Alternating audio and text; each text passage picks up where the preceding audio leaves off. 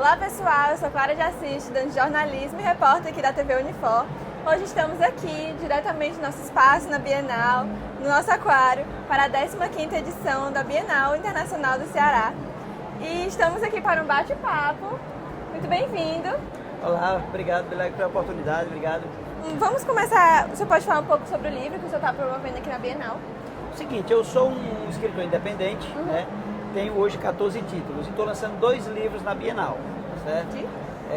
Os livros são A Vila das Almas e uma continuidade de uma trilogia que eu estou trabalhando que se chama Os Amuletos de Zaron, a 7ª porta, que esse é o primeiro e Os Amuletos de Zaron é a sequência. Estou lançando esses aqui, certo?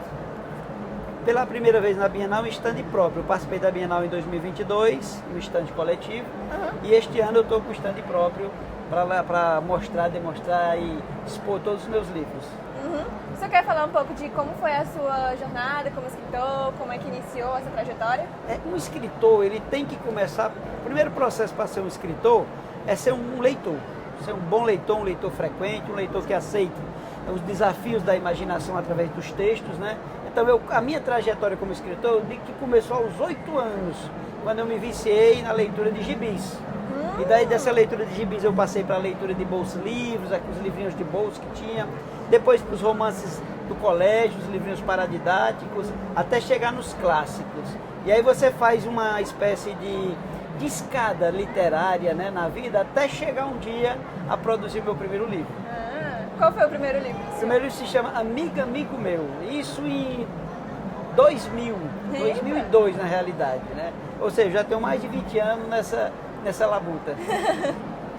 Foi sobre o que o primeiro livro? O primeiro livro é uma história baseada na minha adolescência. Você vê como é importante. Muitas vezes o jovem adolescente tem uma história e é importante que ele coloque aquela história numa gaveta, que ele alimente aquela história, porque um dia ela pode se transformar num livro. Né? Então foi o que eu fiz. Algumas legal. historiazinhas que aconteciam comigo no bairro, aquela coisa. Sim. Então eu transformei tudo aquilo numa aventura literária. E aí nasceu o livro Amiga, Amigo Meu, que tem muita coisa da minha adolescência. Então é um pouco autobiografia. Eu diria que a gente arranja um espaço fictício, personagens fictícios, mas eu utilizei a minha vida para fazer a criação das personagens. Foi só nesse livro que o senhor utilizou a sua própria vida?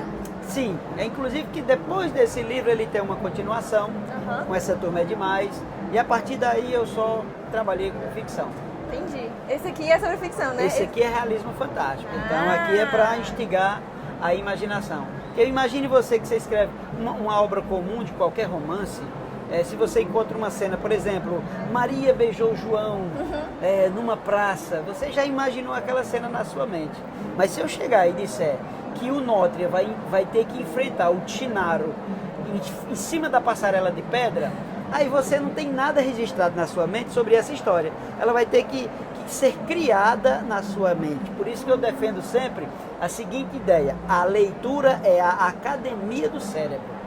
Dessa maneira você explora a sua criação pela imaginação, né? E você cria a história junto comigo. Porque nós escritores escrevemos o enredo, mas quando você vai ler uma história de ficção, de aventura, de realismo fantástico, de fantasia, você cria uma história paralela na sua mente. Isso ajuda muito a desenvolver, né, a criatividade das pessoas, dos leitores que estiverem lendo o seu livro. É o fundamento da escrita de ficção. Principalmente para o adolescente. É muito importante ler na pré-adolescência, na adolescência, porque assim como a mente está fluindo e está amadurecendo, as ideias sendo praticadas em mente, a criatividade sendo aguçada a todo tempo, sendo exigida, ela faz com que esse jovem, esse adolescente, se torne um adulto mais versátil. Sim. Entendeu? Que legal. Que bom. E esse? Esse aqui é um padrão diferenciado, né? Eu escrevo para o público adulto. E as minhas obras para o público adulto, todas têm uma veia cômica, uma veia humorística. Por quê? Já tem tanta coisa estressante na vida, né? Então imagine que você pegar um livro, no final de tarde, final da noite, para ler numa rede, uma história que seja engraçada e atraente, é mais apetitoso, né? Digamos assim, literariamente falando. Então aqui é o Vila das Almas, é a história de um rapaz que mora em São Paulo e volta para o interior, e ele vai herdar uma funerária do pai. Imagine uma funerária do pai no início da pandemia. Meu Aí Deus. você diz, vai morrer de ganhar dinheiro, né? Mas ninguém morria naquela desgraça de cidade. Sabe? E aí ele vai ter que tentar fazer algumas peripécias para ver se mata alguém para poder inaugurar a funerária que herdou do pai. Então a gente leva nesse mote aí. É um pouco de ócio criativo, né? Essas leituras, que você... É uma leitura que relaxa um pouco, mas que ainda tá, sabe, exercitando um pouco a mente, o cérebro. E aquela história de você desenvolver a leitura sabendo que você vai se espantar com algo, vai rir de algo, vai se emocionar com algo, é o que instiga a literatura a ser prazerosa. Muito legal. Você quer dizer mais alguma coisa?